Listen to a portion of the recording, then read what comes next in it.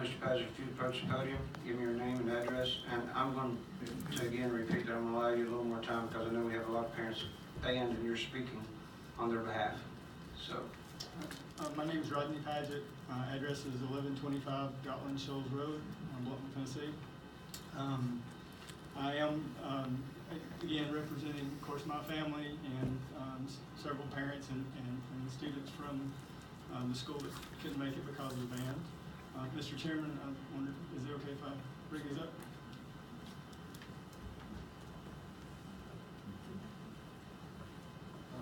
Some of that may be a little more obsolete considering that they just came out with new stuff today. But so the reason I'm here obviously is in regards to the article that's been mentioned, the almost $2 million budget kind of downfall or deficit that we're at right now.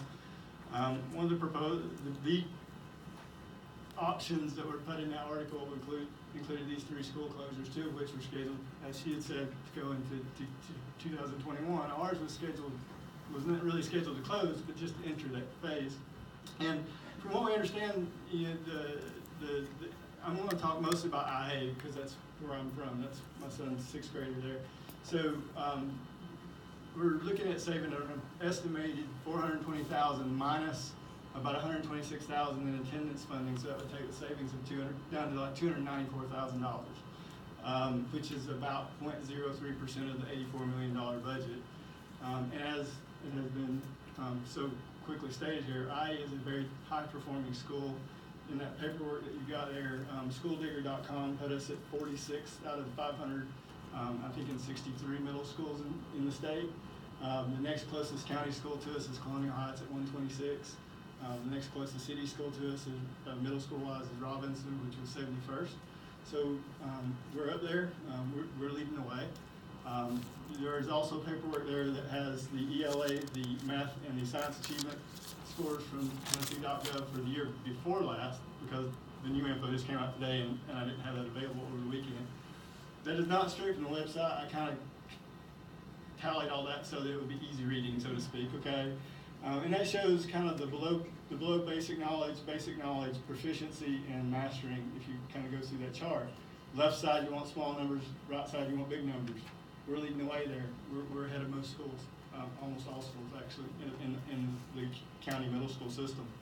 So we were a 2017 Tennessee Reward Achievement School, which is based on a top 5% achievement, pretty big recognition.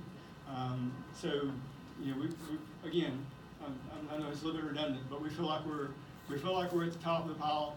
We feel like if anything, our school should be mirrored to some degree. We should take some of our STEM stuff and actually work it over into other school systems because it seems like it works. And as Mr. Lovelace mentioned, kids learn by doing.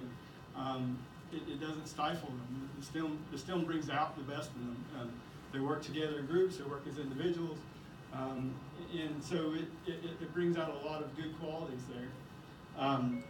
As far as the school closures go, I mean, the concerns the parents have brought to me are a lot. A lot of it is overcrowding issues. If you bring 300 kids here, put in with 300 kids there, plus if you keep IA, that's another 140. If you do away with IA, you are going to probably lose a chunk of those kids to either homeschooling or going back to the counties or their schools that they would go to.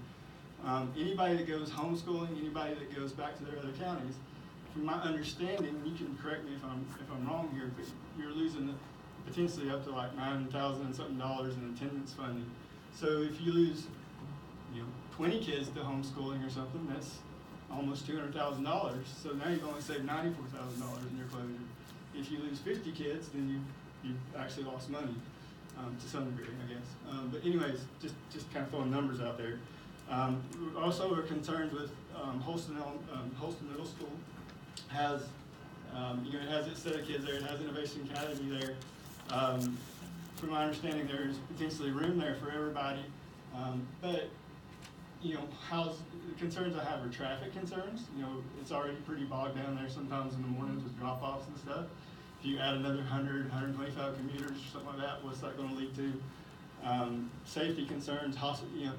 I don't really know how to put this in here, but I don't know if Bluntwell Middle, I don't know enough about sports to know rivalries and traditions and things like that, but if you take those kids over and you put them in an Eagles school, Is there going to be hostility between kids? Is that going to create any kind of hostile environment that would alter the learning environment? You know, is there going to be those sort of concerns? And that was some things that were mentioned. Versus if you are going in 2021 where they're all going into one school, then they're all going into one program. Everybody's going to kind of buy into that. All the previous traditions are going to be kind of swept away a little bit. As far as personnel goes, our IA teachers are great. I think the test scores obviously would indicate that, and the way our kids do indicate that. You know, a lot of the article mentioned a lot of the savings would be personnel. I understand that there are going to be some teachers that are potentially retirement age. The question is going to be, are they going to want to retire, or are we going to lose personnel over this? I would vouch for the IA guys that I would want them to not be lost, because they can still spread their knowledge on the STEM techniques and learning, the project, you know, based learning and whatnot. And I think that they do that already. I think that they help with the other middle school teachers in trying to bring that along as well. As far as the funding goes, I'd like to get in that a little bit if you allow. My concern is that we will come up here and speak to the board, and they'll indicate that the county commission removed this $1.6 million.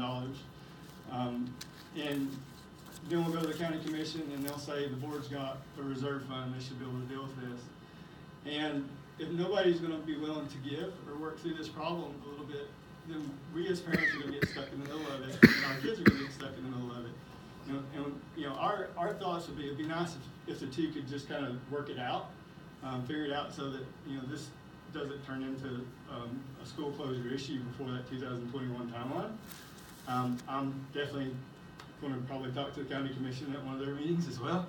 But my understanding is, as it is, in 2015 there was a 27-cent tax raise, and 3 cents of that was allocated for school renovation programs or projects, and so that was that 1.6 million, and it looks like that the naming of it that got changed in 2016, 2017 to county capital projects, and you know, I don't know if it was earmarked that way when they raised the taxes. It's kind of be nice if it stayed that way, but that doesn't seem to be where we're at. We have a problem in front of us. We would like it addressed in the least like casualty sort of way to our kids, and so it would be appreciative if you guys could work that through.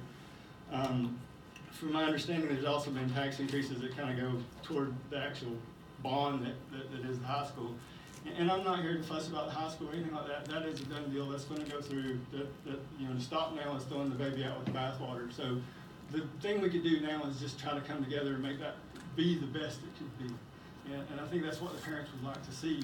We would like to see the commission, the Board of Education come together and try to make that happen. You know, I mentioned, again, we don't feel like IA is a huge part of that budget. We don't want to just be kind of a casualty, you know, to the side of what's happening. On the other side of that, it'd be really nice to not see any of those schools go. I understand that, like I said, the Board of Education has a reserve fund. My understanding is that some of that fund was allocated to football, baseball fields for the high school, to sewage plants, you know, several things before they felt like they had the knowledge of the 1.6 being taken out. You know, again, I don't know who's to blame. I don't really care a whole lot at this point. I just wish that we could work together and get it figured out and make it right with the kids. Again, I'll keep working through that, and I will go to the county commission and I will say the same thing to them. Not that it, you know, I don't know if it'll matter, but I want it to matter to you and to them. So, as far as you know, us as while we were here, you know, the IA kids, the IA parents, while we all came in here, and while there would probably be many more if they hadn't had the band performance, we had just had that recruitment the night before this article came out. So we had parents come in, had students, teachers answer questions. That's how we get our word out.